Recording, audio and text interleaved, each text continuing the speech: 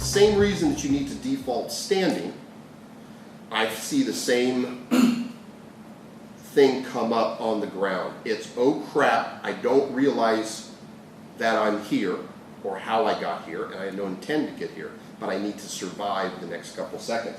So, because I'm so clever, I call it survival position. I'm on the ground, however, I've slipped, I've been knocked down, whatever. I always want to face towards my opponent. It's the grounded equivalent of squaring your hips in standing. It's the same thing. Just like having my hips square is easier to intake energy and deal with it. It's the same on the ground. If I'm facing the guy, it's much easier to go, okay, here he is, oh, this is what he's doing, as opposed to going, oh shit, oh shit, oh shit, and exposing what I think is a much worse thing to do, my spine and the back of my skull. So I'm always facing the opponent. Second thing is I want my elbows in. Now, for myself, what I usually look for is this or this. That's usually what I prefer, just because it's stronger and it's easier to retain the leverage of this than here or that kind of stuff. And this is okay, I can do this too. And then the third one, my terminology is unflatten. The idea is unflatten yourself. Get as few points in contact with the ground as possible. And the way I look at it is both shoulders, both hips.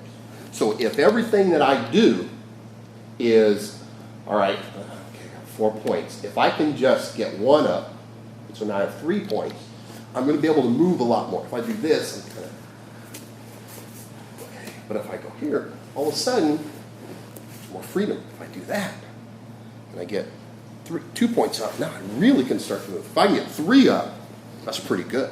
And if I can get 4 up, that means I'm standing, which is pretty awesome. All I'm going to do is I'm going to knock him over.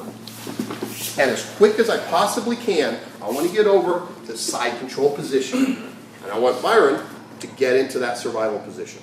Face me, elbows in, and unflatten. The idea is more like this.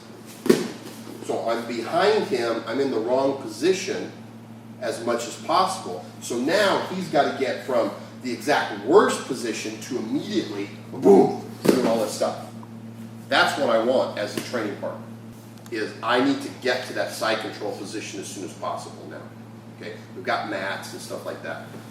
So I'm going to go here, and I'm immediately going, exactly. Because I don't want to do it like this, where I knock him over, boom, and then I go ahead and start working. Because again, that's a problem. I mean, if we're in that situation, we're way ahead of the game, and you can do a whole bunch of stuff at that point. I'm more concerned with what's the worst thing that could happen, which is he's all the way over here, and the guy's already on top, starting to do stuff, and now you've got to go again. This is what's happening. That's what I'm more concerned with.